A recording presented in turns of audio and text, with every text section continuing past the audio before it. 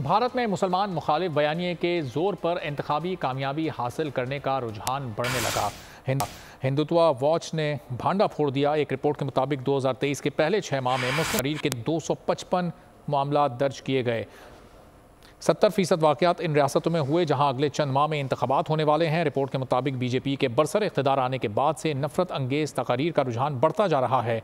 BJP की ज़ेर निगरानी रियासतों और इलाकों में तकरीबन 52% नफरत अंगेज तकारीर के इज्तिमात RSS से वाबस्ता इदारों के जरिए तरतीब दिए गए।